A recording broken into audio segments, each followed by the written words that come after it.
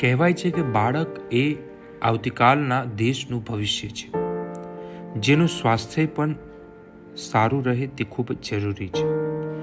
રાષ્ટ્રીય બાળ સ્વાસ્થ્ય ચકાસણી કેમ્પમાં જિલ્લાના 0 થી 18 વય જૂથના 2,38,000 વિદ્યાર્થીઓની તબીબી તપાસ કરાઈ છે.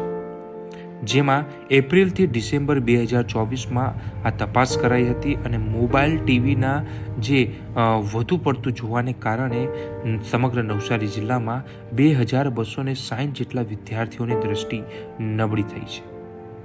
ત્યારે રાષ્ટ્રીય બાળ સ્વાસ્થ્ય ચકાસણી દરમિયાન નવસારી જિલ્લામાં આંગણવાડીથી ધોરણ 12માં અભ્યાસ કરતા 0 થી 18 વર્ષ સુધીના 2,38,000 બાળકોની સ્વાસ્થ્યની ચકાસણી કરાઈ હતી.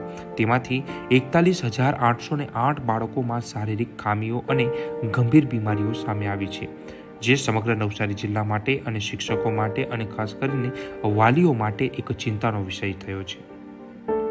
174 વિદ્યાર્થીઓને હૃદયની બીમારી તો 34ને કિડનીની બીમારી હોવાનું બહાર આવ્યું છે.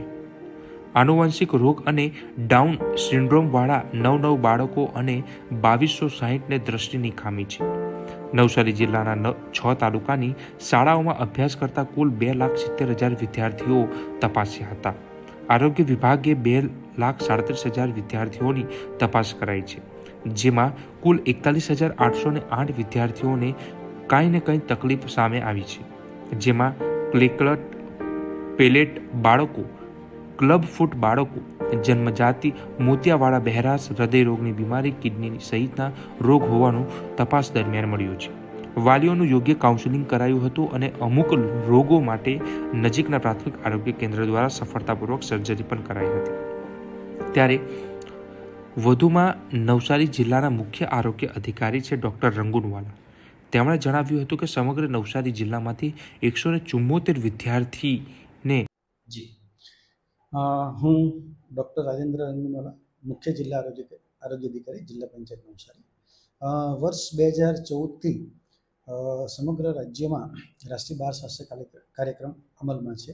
નવસારી જિલ્લામાં ચાલુ વર્ષે એપ્રિલથી ડિસેમ્બર 24 દરમિયાન અમે 2,70,332 કુલ બાળકો છે, તે પૈકી 2,37,103 બાળકોનું સ્ક્રીનિંગ કરી નાખ્યું છે અને આમાં 0 થી 18 વર્ષના તમામ બાળકોની તપાસ કરવામાં આવે છે.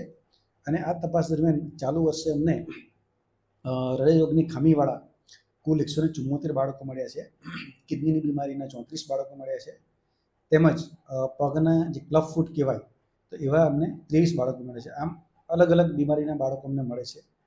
આ તમામ બાળકોનું અમારી આરબીએસકેની ટીમ દ્વારા સંલગ્ન જે સંસ્થાઓ છે કે જે ગવર્મેન્ટ સરકારશ્રી દ્વારા માન્ય કરવામાં આવે છે, ત્યાં આ બાળકોને લઈ જવામાં આવે છે અને બાળકની સંપૂર્ણ સારવાર કરવામાં આવે છે અને ત્યારબાદ સમયાંતરે એનું જે ફોલોઅપ લેવાનું એ પણ કરવામાં આવે છે. અને આ રીતે અમે આ આખો કાર્યક્રમને અમલમાં મૂકેલો છે. તો અમારી અપીલ એ જ છે કે જ્યારે પણ આવા બાળકો અમને મળે છે તો અમે એમના માતા પિતાને પણ જાણ કરી છે. તો જ્યારે પણ ફોલોઅપ કરવાનું હોય અથવા તો અન્ય કોઈ સારવારની જરૂર પડતી હોય છે, આ તમામ સારવાર ફ્રીમાં અમે ઉપલબ્ધ કરાવીએ છીએ.